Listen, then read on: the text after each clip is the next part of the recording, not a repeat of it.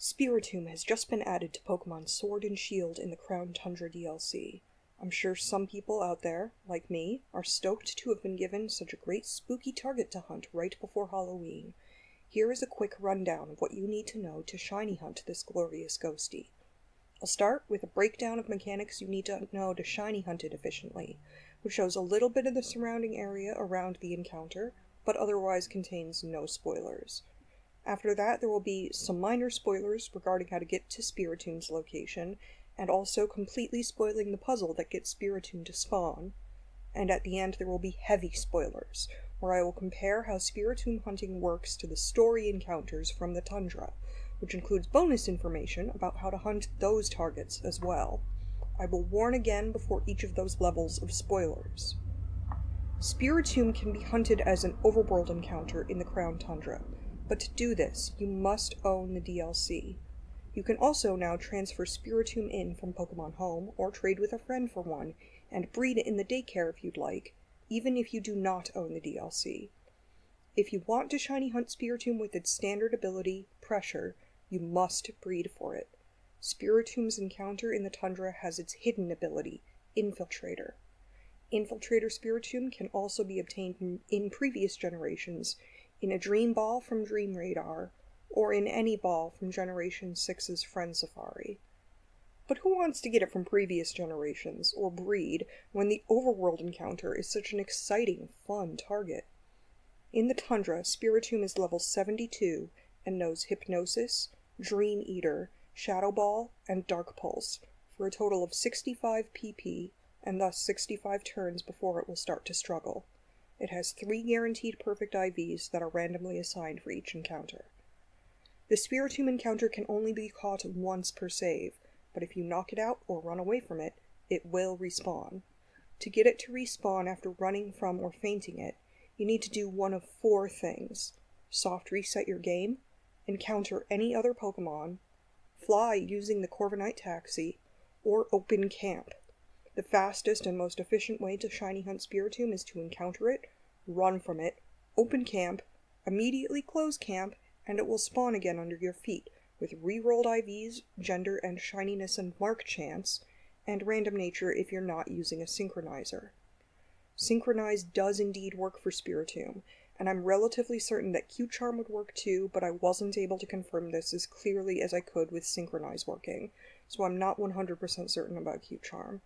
I don't see any reason why it wouldn't work, though, seeing as Synchronize so obviously does. Good natures for Spiritomb are quiet or modest. For maximum speed and efficiency, unlike what I've shown here, do not use a shiny Pokemon at the front of your party, in order to avoid that shiny animation every single encounter, and don't have any Pokemon in your party who have high friendship with you, especially your lead Pokemon. The reason for this is to not have the animations each encounter that happen at the start of battle and at the start of camp from having Pokemon who love you. Be aware, walking around with a Pokemon following you in the DLC locations levels up its friendship with you. Do not run around with a Pokemon you intend to use in this hunt if you want to keep their friendship levels low.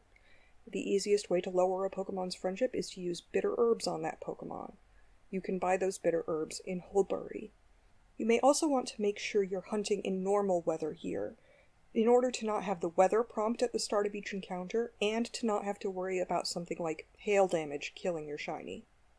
The shiny charm does affect Spiritomb, but I don't know one way or the other if the knockout method affects Spiritomb's shiny odds, but I strongly suspect it does, seeing as Synchronize works.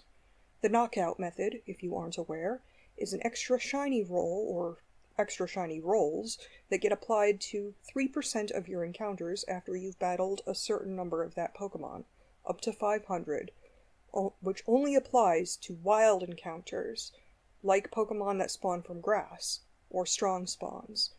It seems like the Spiritomb spawn works more like a strong spawn than a static encounter. I tried to find a precise definition of static encounter, and the closest I found to a definitive answer is that it's an encounter you have to press A to interact with something in the world to start. There are a few encounters like that in the DLC, and it's notable that you cannot synchronize those, but can synchronize Spiritomb. I don't know for sure one way or the other, though. So it's up to data miners to find out for certain. Who knows? If you want to knock out Spiritomb each time, for only a tiny bit slower of a hunt while also grinding XP for your party Pokemon, and potentially keeping track of your encounter numbers through the dex or through PP usage, I personally recommend using a strong Gardevoir.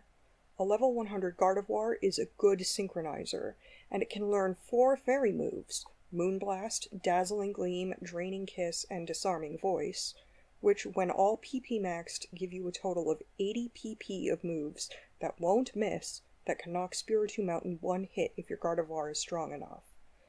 This reduces the number of times you have to fly back to a Pokemon Center, and it's a nice even number to keep count if you're keeping track of encounters with PP drained.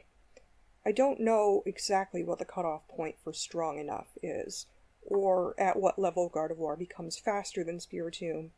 My modest synchronizer was already level 100 before I started the DLC. I just know that a level 100 works. This is what I recommend to prepare for any hunt. Make sure you have plenty of Pokeballs, and do at least one test capture on your target before settling in the hunt, to get a feel for how your Pokemon do against it, and how easy it is to catch with the ball you want to use. To do this, make sure autosave is off, save right before encountering Spiritomb, catch it, and soft reset without saving after doing that test capture to actually hunt it. The next part of this guide will completely spoil a really cool puzzle in the DLC, a chunk of the map of the tundra, and also a small part of the main story of the DLC, mentioning at what point a fly point gets unlocked. Only watch on if you're okay with those spoilers. There is a grave near the southern edge of the Crown Tundra in Balamir Lake. This is how to get to it from the big tree. You can get Spiritomb to spawn super early in the DLC story, before even progressing it to the point where you can unlock fly points around the tundra. The fly point at the tree is the closest fly point to the grave, and it's unlocked by progressing the DLC story to the point where the legendary birds are roaming. Interacting with the grave for the first time starts this little side quest. When you interact with this grave, it says "Spread my voice." This is the only clue you get in-game, but if you remember how Spiritomb was triggered in Generation 4 using Sinnoh's Underground, you will have no problem figuring out what this riddle wants from you. After interacting with the grave, you need to talk to 32 different human players. This is easy with Nintendo Switch Online. Just be online on your Wacom and run around talking to humans as they appear here. I also assume multiple Switches with multiple copies of the game in proximity to one another can be used in order to complete this puzzle offline. I do not know how offline would work exactly. I don't know if it's possible at all to do this with just 2 systems with 1 save each, by saving and soft resetting or something like that. I would be very grateful if anyone out there with multiple Switches in their household could test this and respond in a comment if it works and how to do it. As you talk with more and more players, when you interact with the grave, it will tell you that noises are starting to be heard from it. When you've talked to 32 different players, the message will change to "My voice has been heard." If you see it say "My voice has been heard," you've completed the requirements for spawning Spiritomb. If you don't see it standing there, do any of the 4 things that can get Spiritomb to respawn: soft reset, fly, get into another encounter, or open camp. The rest of this guide will spoil all of the major Crown Tundra story Pokemon encounters, and compare how hunting Spiritomb works to how those work. Only finish this video if you're okay with the entire Crown Tundra story being spoiled. The following Pokemon in the Crown Tundra are shiny locked, meaning they are programmed to never ever be shiny. Calyrex and both horses, Poipole, Cosmog, Keldeo, Victini, and the Galarian legendary birds. Even though the legendary birds cannot be shiny hunted, they can be mark hunted, and can be synchronized. If you're flying using the Corviknight taxi, or if you run from or defeat the birds, they resume roaming somewhere else in their designated area with rerolled IVs and mark chance, and natures as well if you're not using a synchronizer. There seem to be a few set points they will spawn in and start roaming from, so fly repeatedly to the lower Snowside slope for Articuno, East Lake Axwell for Zapdos, and the dojo at the Fields of Honor for Moltres, until you see the bird at the fly point, and then catch up to it, as shown. The non-mythical Swords of Justice and the Regis are not shiny locked. The legendary birds, the Swords of Justice, and the Regis are all level 70, and all have 3 random guaranteed perfect IVs, just like Spiritomb.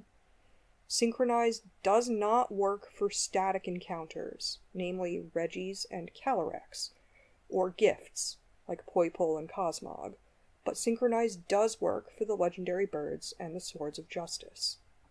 The Swords of Justice can be shiny hunted in exactly the same way as Spiritomb, once you've tracked down all the footprints and talked to Sonia to get them to spawn. The process for shiny hunting the Regis, however, works slightly differently. The Regis are static encounters instead of being wild encounters, so they cannot be synchronized, and shiny odds are not affected by the knockout method. The shiny charm does affect static encounters, even though it doesn't affect the old style of raid or gift Pokemon, such as the Galarian fossils and Regina's trades from the Isle of Armor. If you're playing on a digital download version of the game, the fastest way to hunt the Regis is to save right before you interact with the Regi statue and soft reset immediately at the start of the encounter if it is not shiny. If you're playing on a cartridge version of the game, however, it takes about the same amount of time to do soft resets like that as it does to do runaways, where you run away from the encounter, or you can knock it out if you want to trade a little extra time for experience, and then redraw the pattern on the ground. Have fun hunting, everyone. Happy Halloween.